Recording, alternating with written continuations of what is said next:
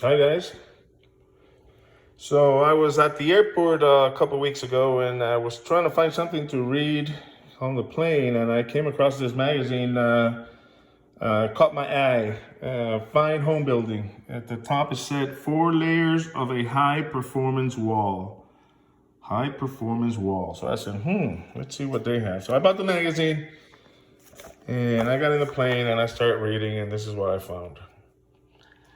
So these are just some example of the most common used wall systems in new construction. So starting with the first one, which is, I don't know, 90% of construction in new construction. Here's a 2x4. Here's a 2x4 wall, right? Some paper-faced fiberglass insulation. Some sheathing. Make sure you tape it right. Air, human error, always. Make sure you tape it right. And let's do a house wrap. Okay, so this is the most common use. How many steps were that? I don't know. 2x4s, insulation, sheathing, house wrap, blah, blah, blah. You see.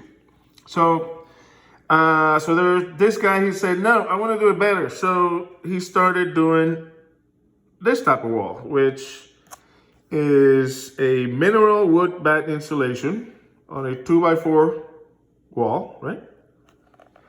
And sheathing with an integrated WRB and tape seams. Make sure you tape them right. You don't want any leakage.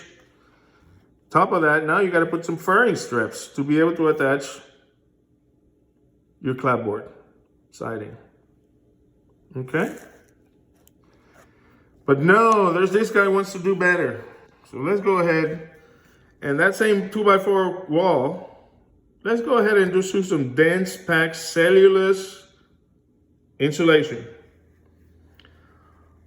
On top of that, I'm gonna do a flash coat of closed cell spray foam insulation. See that? And on top of that, I have to do some sheathing. After the sheathing, I have to come back and wrap it with a WRB.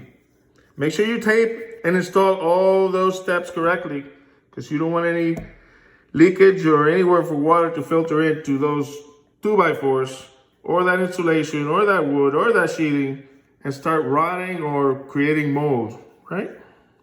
Which you can never tell once your wall is built. You don't know what's behind your drywall, do you? No.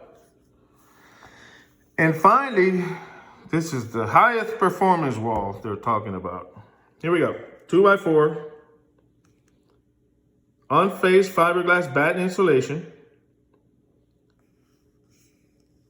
sheathing, make sure you tape that right, drainable house wrap, so 1, 2, 3. On top of that, guess what he's gonna do? Continuous exterior insulation. Continuous exterior insulation. This guy's doing, wow, continuous exterior insulation. Make sure you tape it right. Who knows how thick that is? But he's doing exterior insulation.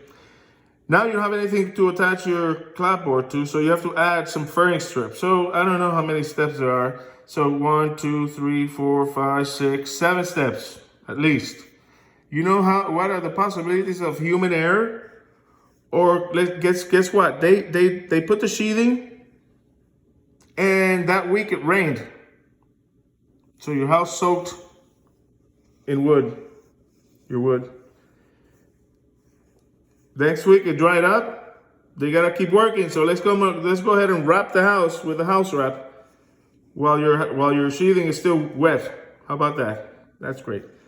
And then let's continue with the drainable house wrap, exterior continuous insulation, and so on. So this is what they call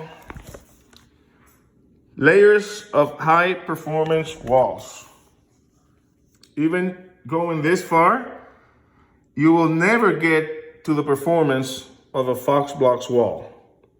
See what he said here? Continuous insulation, exterior. Guess what? Fox Blocks has 2 5/8 of rigid insulation inside and outside of the wall. There's no cavity like all this, 2x4s and then insulation, 2x4s insulation, it's full of concrete. So now this Fox Blocks wall is giving you the strength of concrete, the efficiency of rigid insulation on both sides of the wall. Inside the foam, you got your furring strips. Remember all these furring strips they had to keep adding and adding and adding to attach everything? Nope, it's all in there. So one step, less human error, and ends up being a more energy efficient and stronger wall.